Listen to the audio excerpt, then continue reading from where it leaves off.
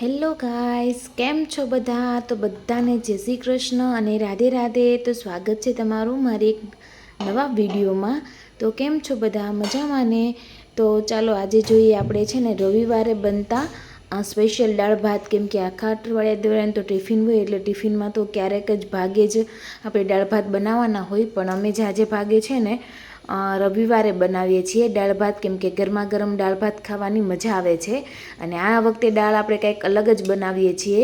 તો ચાલો જોઈ લઈએ રેસીપી. એના માટે મેં છે ને ખીચડિયા ચોખા લીધા છે અને તુવેર અને મગની દાળ બંને છે ને મિક્સ લીધી છે. તો એ બેને મેં છે ને અડધી કલાક પહેલાં છે ને સરસ એવા 2 થી 3 પાણીએ ધોઈ અને પલાળી દીધા હતા.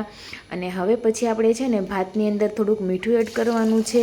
અને હા, ખીચડિયા ચોખા છે ને તમને આરામથી છે ને કરિયાણાના સ્ટોર પર મળી જશે. અને જો તમે ગામડે રહો છો તો તમને કૂપનમાં તો ઓલરેડી મળે જ છે અને સસ્તા પણ પડે છે. તો આ જ ખાવા જે તમને પચવામાં એકદમ સરળ રહે છે અને તમારું વજન છે ને નથી વધારતા.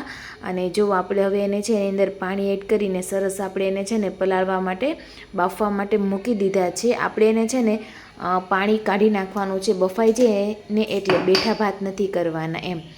અને જુઓ દાળની અંદર મેં છે થોડુંક મીઠું એડ કરી દીધું છે, ટમેટાના કટકા એડ કરી દીધા છે, દાળનો કલર સરસ આવે ને એટલા માટે. જો તમે નો એડ કરતા હોય તો તમારે છે ને સ્કીપ કરી દેવાનું છે. આદુ મરચી કે એવું કંઈ આપણે એડ નથી કર્યું. અને એને પણ છે ને પાણી એડ કરી અને 4 થી 5 સીટી સરસ એવી છે ને વગાડી લેવાની છે. હવે આપણે છે ને દાળ વઘારવા માટેનું જે છે ને એ તૈયાર કરી લઈ.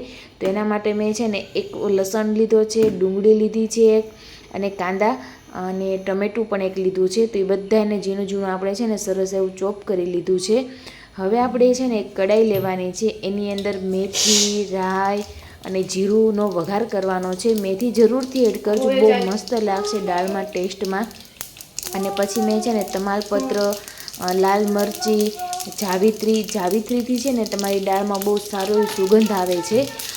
જે તમને છે ને કરિયાણાના સ્ટોર ઉપર મળી જશે. જાવિત્રી તમે કહેશો ને એટલે તો એનાથી સુગંધ સરસ આવે છે. દાળની અંદર જે આપણે 12 વરાની દાળ ખાતા હોય ને એવું લાગે છે. તો એવું બધું એડ કરી તજ અને છે ને લવિંગ અને સરસ એવું બધું એડ કરી અને આપણે છે ને વઘાર કરી લેવાનો છે. હવે જે આપણે છે ને કાંદા, ટમેટાં અને જે લસણ કાપ્યા હતા ને એ પણ આપણે એની અંદર છે ને એડ કરી દેવાના છે અને સરસ એવા સાતળી લેવાના છે. અને મેં અહીંયા છે ને 1 ચમચી જેટલો ગરમ મસાલાનો ઉપયોગ કર્યો છે, હળદર અને ધાણા જીરું ને મીઠું. બીજી કોઈ બી વસ્તુ એડ નથી કરી. અને 1 ચમચી જેટલું આદુ મરચી તીખાસ માટે, જે આપણે લાલ મરચાંનો ઉપયોગ નથી કરવાના ને એટલા માટે. તો તમે પણ એવી રીતના કરી શકો છો. અને મિત્રો, રવિવારે તો આપણે નોર્મલી કાઠિયાવાડી દાળ બનાવતા જ હોય. એક વખત આવી રીતના છે ને મસાલાવાળી દાળ બનાવીને જોજો, બહુ જ મજા આવે છે અને ગરમા ગરમ ખાવાની. અને આપણે એમ કહેવાય ને કે પેટ ભરાઈ જાય છે અને હેલ્ધી પણ છે. તો આપણે રવિવારે છે ને તમે આ જરૂરથી ટ્રાય કરજો બનાવવાની. અને પછી આપણે એને છે ને બધું મિક્સ કરીને સરસ એવું સાતરી લેવાનું છે. એકદમ છે ને કાંદા અને ટમેટાં છે ને સોફ્ટ થઈ જાય ને ત્યાં સુધી. એટલે આપણે છે ને દાળ સરસ છે ને ઉકળતા વાર ન લાગે એટલા માટે. તો તમે જુઓ છો બધો મસાલા મેં એડ કરી દીધા છે. 1 ચમચી જેટલો ગરમ મસાલો પણ એડ કરી દીધો છે. અને સરસ આપણે હવે એને મિક્સ કરી દઈશું અને 5 મિનિટ માટે આપણે એને છે ને સાતરી લઈશું, બસ બીજું કંઈ નહીં.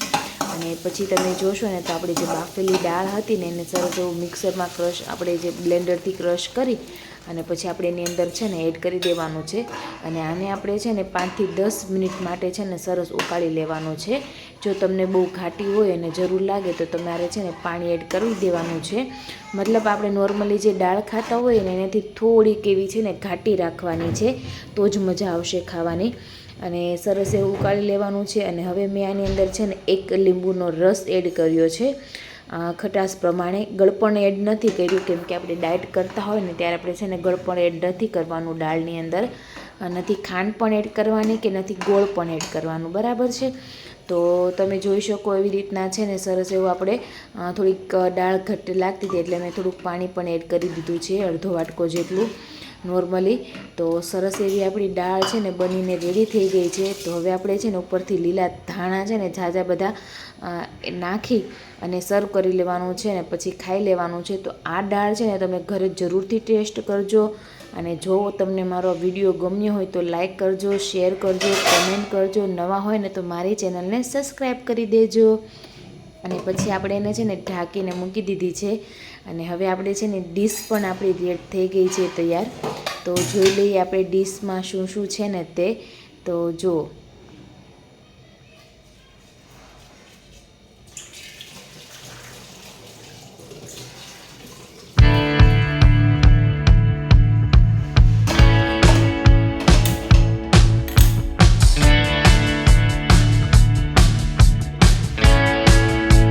તો એક ડીશ લીધી છે આપણે, એની અંદર એક વાટકો દાળ લીધું છે, સલાડ છે, એક ગ્લાસ છાશ છે અને એક નાનો વાટકો ભાત છે અને સાથે છે ને 2 મરચાં પણ લીધા છે.